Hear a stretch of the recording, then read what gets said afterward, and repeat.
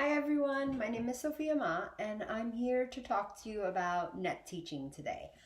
So what is net teaching? Net teaching stands for Natural Environment Teaching. And just like the acronym stands for, it's teaching in the natural environment for children. The format of teaching with net is designed to mimic a typical adult and child interaction, where the child would naturally play and the adult is just there to facilitate learning.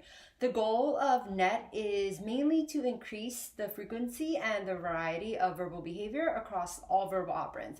So what does this mean? This just means that the goal is to teach a kiddo how to be able to have a conversation with other peers and other adults in the natural occurring environment. A lot of NET focuses on the instruction of skills.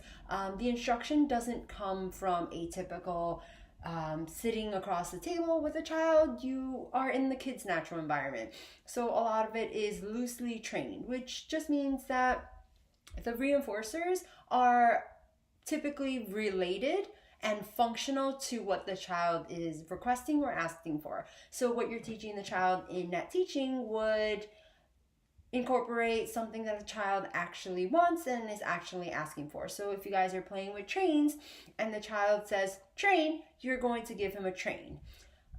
The generalization of skills, so for the child to be able to bring the skills that he learns during net teaching to another setting, to another person, to another environment, is a lot higher with net teaching because you are teaching a typical interaction, an interaction that would naturally occur with an adult or with another. Now, discrete child teaching, DTT, is generally something that's a lot more structured, it's a lot more individualized, and it's a lot more control. That's the type of format that is different than net teaching.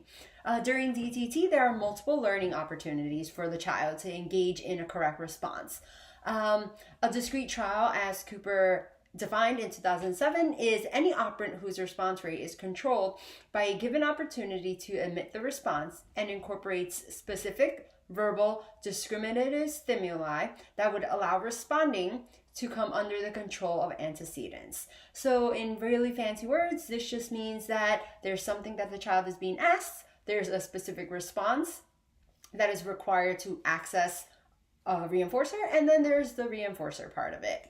And a lot of these trials are at desks, they're sitting one-on-one, and it's across from the child. Responses during discrete trial are prompted and consequences are delivered following a correct response. With discrete trial, as I said before, where there's an instruction delivered, a response, and a consequence, there is that specific sequence of instruction that has to occur in order for it to be a discrete trial, and happens throughout discrete trial training. Responses and reinforcers are not functionally related. So this just means that if a child is asked to say train, we can say train, the kiddo will say train, and you can say good job.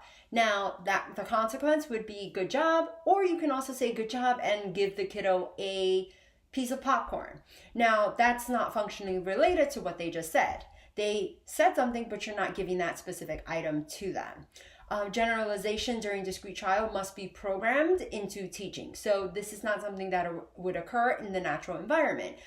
Nobody would ask you to say train in the natural environment, and then when you say train, you get a train. That's not the discrete trial world. That would be more of net teaching. Now, some of the prerequisites to net teaching would be definitely to have a tidy play area. You definitely want the area that you will be teaching the child in to be clean, to be neat, so that way you guys can move around from activity to activity really quickly and things are in the place that they are supposed to be.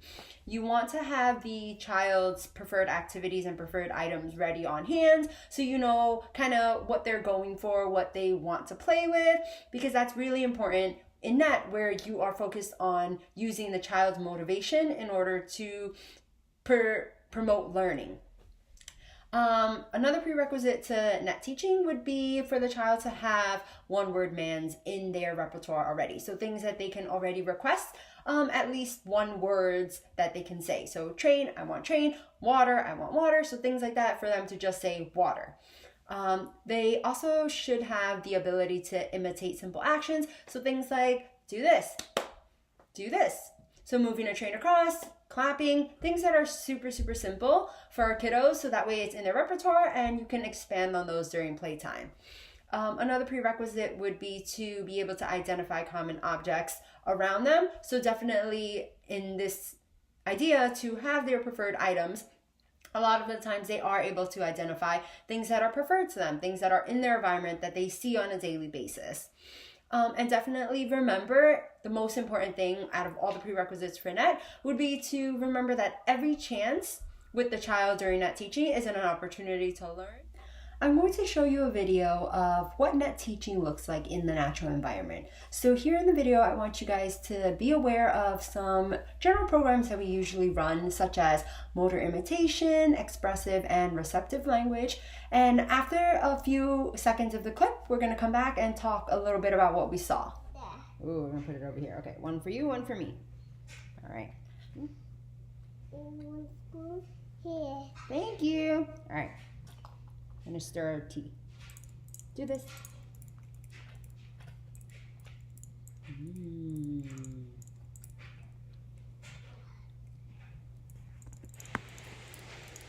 Wow, we're stirring our tea.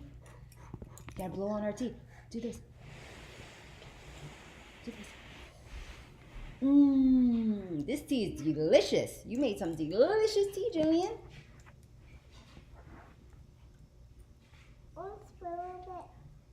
Can I have the blue donut? What color is this? Blue. Oh, yes, it's a blue donut. Do you want half? Here, you can take a bite. Good job. I love this donut. It was so good. Cupcake too? Oh, sure, I can have the cupcake. Can I have a cupcake? Yummy. Do you want some cupcake? Yummy. That was a delicious cupcake too. Ooh, and as you can see, Jillian was extremely engaged and motivated to play with the provider during her tea party. The provider initiated licking the cupcake, and Jillian spontaneously imitated the provider. So that's something that's definitely more open when we use NET teaching versus discrete trial. That is already something that is generalized to the play activity and something that naturally occurs if Jillian was playing with another peer. Which method to use, NET teaching or discrete trial teaching?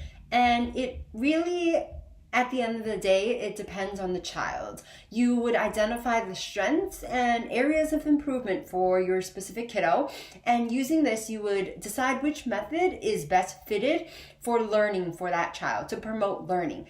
For example, one kiddo might learn their colors using the trains that they have, versus another kiddo might not be too interested in trains and might be best suited to learn using the discrete trial format. It depends on the child and it depends on their way of learning. Thanks so much for watching.